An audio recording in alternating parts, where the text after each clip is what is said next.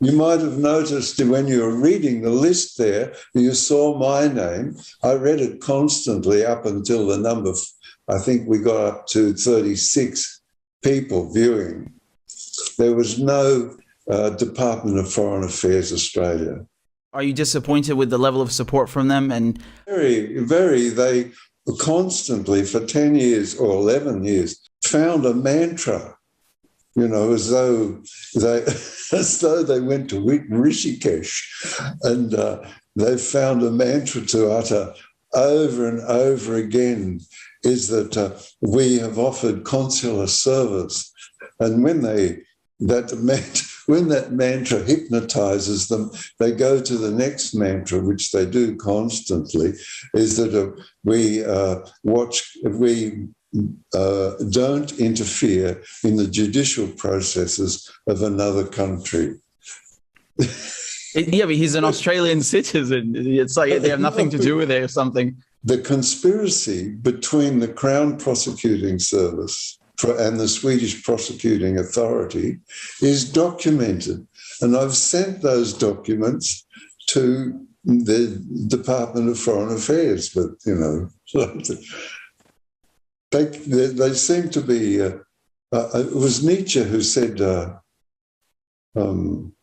there's no monster colder than the state. What about the Labour Party? I think recently they said they declare their support, they pledge their support for Julian Assange. Does that make a difference? Yes, that makes a heap of difference. The thing is, as you know, in these societies, the sovereign majesty of Parliament is paramount. Yet every institution of state is envious of those powers. So the institution of Parliament has a lot of power. The individuals within Parliament are mostly vulnerable, but as a unity. So what has happened in Australia is that we now have 28 members of the Assange group out of a parliament of 227, okay? And they're cross-party. The Deputy Prime Minister, for example, is in the group.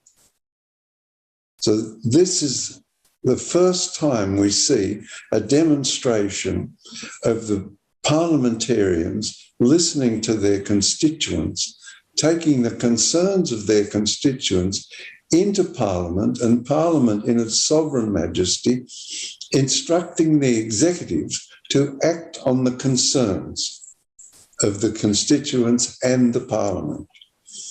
It's a sort of an old-fashioned phenomena that Julian has brought about because he gets support right across the political spectrum. And I think it will demonstrate to people in future that the Parliament can act if the concerns cross the political divides. Then this returns power to Parliament, which the institutions of state and corporations are envious of. What would you like to see from the Australian government? What kind of concrete support would you like to see from them? Well, I'd like to see the institutions of state understand the circumstances that they've involved themselves in and the lowering of stature of Australia as a sovereign nation that no defence of Assange has brought about. And that without stature, negotiations in a multipolar world, which is here now, it's not tomorrow, it's here now. Negotiations in a multipolar world depend upon your stature, and your stature depends upon the unity of the polity. And the unity of the polity only comes about if there's no difference or very little difference between the government's outlook and the people's outlook. The realisation of that will cause the institutions of state to change their advice to the executive. And the executive will go about thinking of a way to return Julian to his family and his home. Very simple things, very simple political concepts which have been abandoned over the last 30 years. What has happened over the last 30 years is that ministers and corporations gather together in places like Doha and discuss matters and leave behind the concerns of their constituents and populations. As a consequence, the belief in government has declined considerably. And as you can see in Germany, tens of thousands of people march against the regulations so that there's no faith in government. So you see what has evolved is that the governments exist on their own without their populations. Well, this will have to change. And a good example of that is the concern for, 650,000 Australians have signed the petition to bring Julian home. The largest petition ever served. Extraordinary.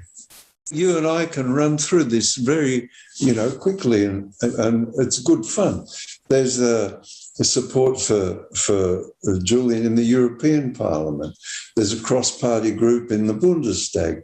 There's a support for Julian in the Austrian Parliament, in the Norwegian Parliament, in the Swedish Parliament, in the French Parliament, in the Spanish Parliament, in the Mexican Parliament, in the Chilean Parliament, and so I can go on. The support for Julian across the Middle East among the people is vast. I go to Lebanon and I don't pay for a meal. People, the Lebanese are very generous. And it's the same in the Gulfy states.